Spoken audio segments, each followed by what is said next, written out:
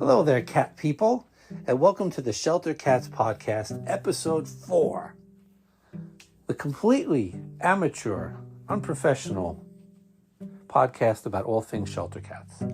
Just everyday, normal shelter cats. Adopt, don't shop. Everyday, normal shelter cats that are in your local shelters right now that have made a difference in my life and I think can make a difference about yours. I'm going to talk about the shelter cats that I've adopted, the rescue cats that I've adopted, the difference they've made in my life, and I hope that inspires you to go adopt a cat of your own. Even if you're allergic, I have allergies, you could learn to live with it. I'll be talking about my cats. I'll be sharing tips, strategies that I've learned in a lifetime of loving cats and in 25 years of cat ownership. My name is Dan. I am not a vet. I am not a professional in any way. I just love cats and I love to talk about cats. So I thought, why not do a podcast? You could find me on the web at tylerthecat.com. You could email me, dan@tylerthecat.com. You can find me on Facebook. Just search Shelter Cats and Redemption. That's Shelter Cats and Redemption. And you could like the page. I'm on Instagram, and I changed the name to make it easier. Instagram, you could just find me at Shelter Cats Podcast, and you could just like it, follow it, and you'll see pictures of my cats, my past cats, my current cats, future cats. And I'll have a TikTok soon. I have my own TikTok where I share videos, and people seem to like them because I'm a TikTok dork, even at my age. And I might connect it to the podcast soon. So that's how you could find me. Those of you that have been listening, thank you so much from the bottom of my heart. This is completely a labor of love. I just want to spread the word about shelter cats and rescue cats. Coming up in May, I'm going to have a guest from a local rescue shelter that I have been working with. Not really a shelter, just a rescue organization that has led me to foster fail two of my cats, just so that they could talk about the work they do, the tireless efforts they do in getting cats homes and getting cats off the streets and trying to control the cat population. I'm going to have future rescues on. I'm hoping to have some of the local shelters on, including the shelter that Tyler came from, just so that they could talk about what they do and just help spread the word. So that's basically the plan coming up. And, if you have a question or a tip, or if you just want to talk about your cat, I'd love to hear about it. So find me at those places, send me an email, comment on my social media, anything. I'd love to hear what you think. Be nice. I don't know what I'm doing really. And I'd love to hear about your stories as well. So I'm taking a break this weekend from Tyler's story because I have some awesome news about an awesome senior cat that I have decided to join the family. So we're going to talk about him today as a way to inspire you to maybe do the same thing. So I have tried to be a foster parent. I have failed miserably. 2 of my 5 cats are foster failures. It's the one failure in life that I don't mind failing at. And another rescue group that's affiliated with them and that knows about them tagged me on a post on Facebook in late February, early March, where they featured this cat that was at Animal Control in New York City. Now, I'm not going to go into a rant about animal control in New York City. I know they're doing the best they can, but let's just say, kind of like a roach motel. You go in, you don't always come out. And more often than not, you don't come out. So this cat, at the time, was named Zimbabwe, which is a very exotic name for a regular cat. He's a little gray tabby. He's got very interesting markings on his sides. They look like crop circles. But he's technically a tabby cat. He's gray. He's got very deep, thick black stripes. Little boy, big head, big ears, big paws. And he ended up at New York Animal Control through no fault of his own. He was living in an apartment in Manhattan. His owner unfortunately passed away, and he was kicked out of his apartment with his two brothers. His two brothers unfortunately didn't make it. They got sick and passed away. And a Good Samaritan took Taylor. I have since renamed him Taylor. Take a guess why, because it sounds like Tyler. So they took the then Zimbabwe to Animal Control in New York City,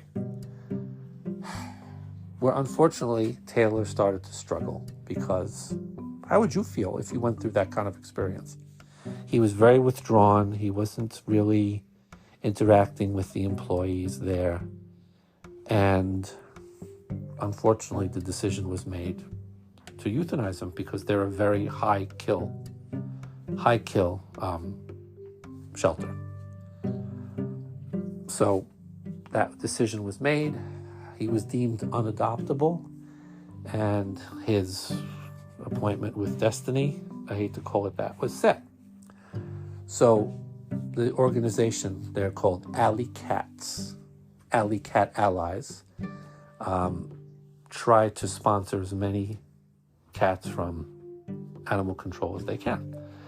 So they were going to try to pull him and a few others out, but they couldn't pull them without a sponsor, without somebody who offered to take them in.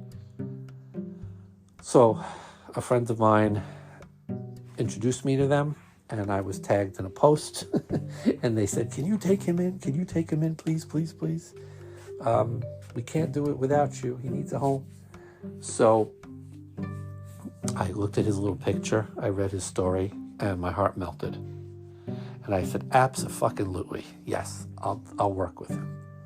I'll see what I could do. My cats I have feline harmony in this household right now. And in future episodes, I'll talk about them. So I knew it would work, because my guys, I've had, friends over with cats, with dogs. I live in an apartment. My landlord has a pit bull. They don't seem to mind him too much. They hear him barking. So I thought, let's give this a shot. So Taylor, I had renamed him Taylor.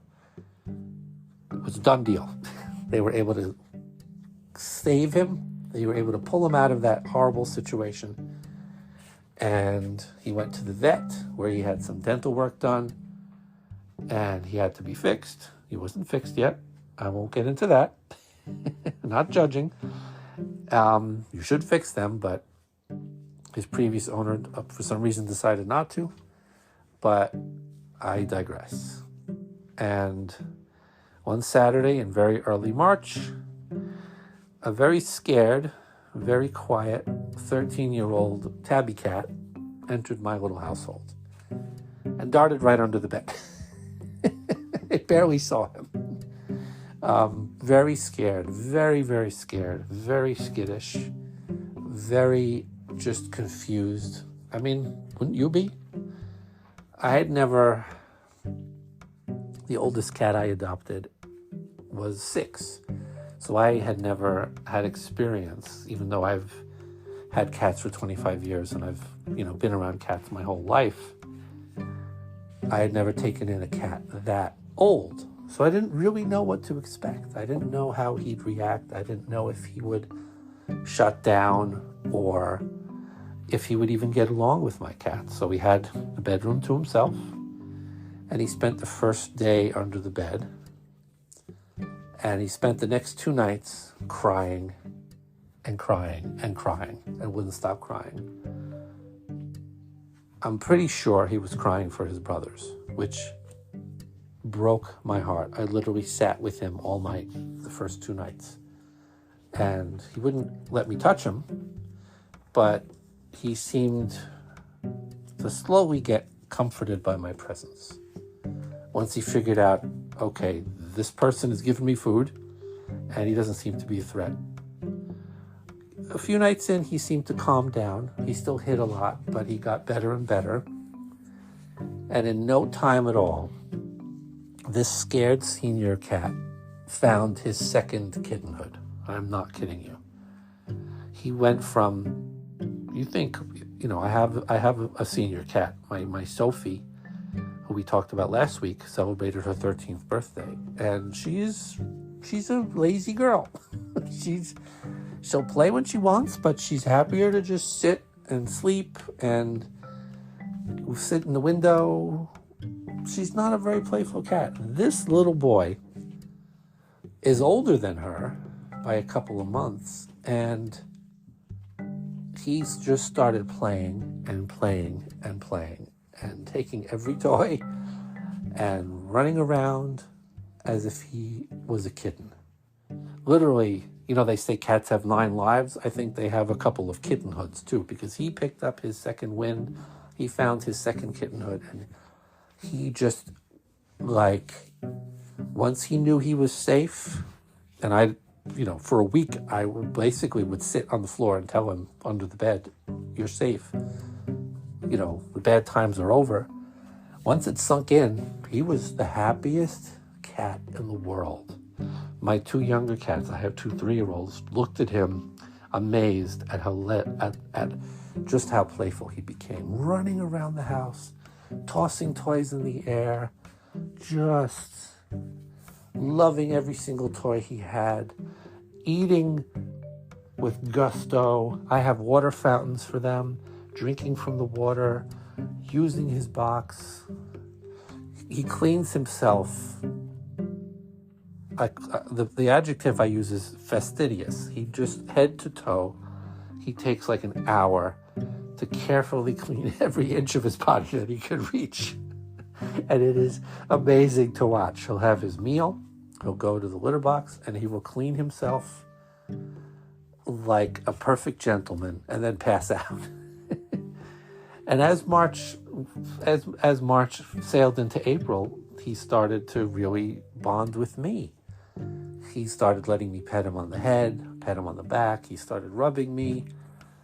Very curious about what I'm doing. I work from home, so he'd frequently sit in the office looking at me. Then he started staying with me. I put a little bed in the corner of my office, and he would sit and watch me work. And I work long hours, mostly on computers. And that's basically what he did. What he would do. He'd just sit and watch me, fascinated by what I was doing. And with each passing day, he just became sweeter and sweeter and sweeter. And my cats love him and get along with him so well. It's as if he's been here his entire life. And it's amazing to me. My cats will rub his head. They'll walk by and rub each other's head. They'll play together. They'll cuddle with him. They'll clean his head. It's just an amazing transition and an amazing second chance. I'm not even remotely exaggerating how happy he's become. And of course, me, being who I am, I fell instantly, madly in love with him. Instantly in love with him. And it was like fate. I knew this was the home for him. I mean, how could I possibly then give him to somebody else and risk that happiness going away and risk confusing him and hurting him again? And he was so happy. And now he lets me pet him. He sits on my lap. I meditate every day. He'll lay on his back and meditate with me. He's just the happiest, sweetest, most loving boy. So of course, you know where this is going. I adopted him. He's staying here. He's my boy now. I contacted the rescue that had sponsored him, and I said, yeah, he's not going anywhere. I'm madly in love with him. So are my cats. He's here. He's staying. That's the end of it. So happy ending for Taylor the cat.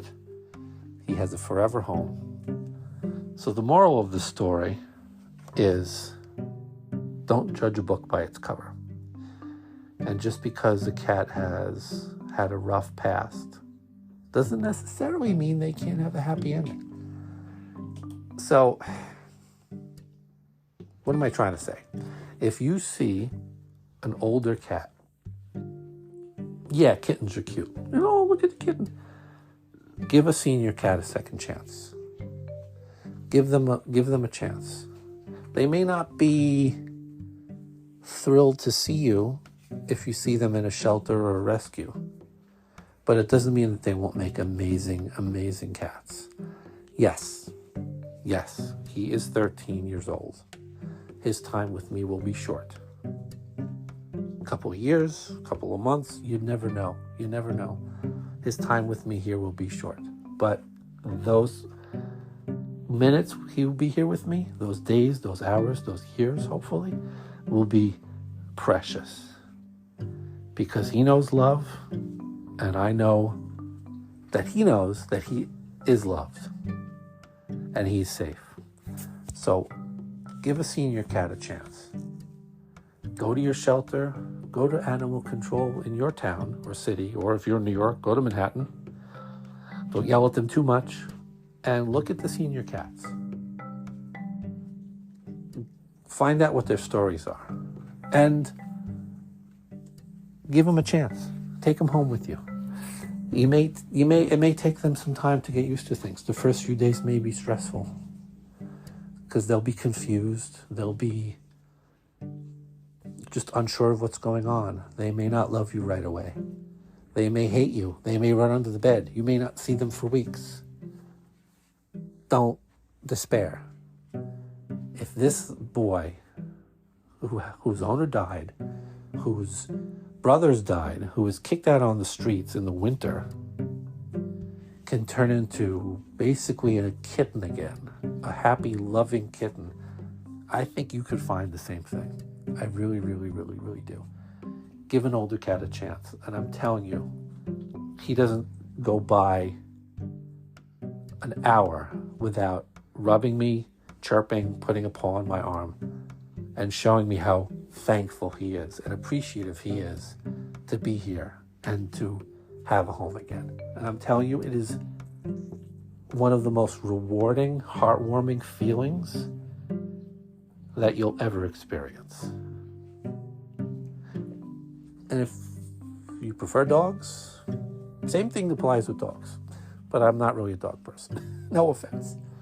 Give a senior cat a chance. That's it for today. Thank you so much for listening. TylerTheCat.com. Facebook, Shelter Cats and Redemption. Instagram, Shelter Cats Podcast. I'd love to hear from you. Next week, we're going to continue Tyler's story with the very day that he came home. Thank you. Have a great week.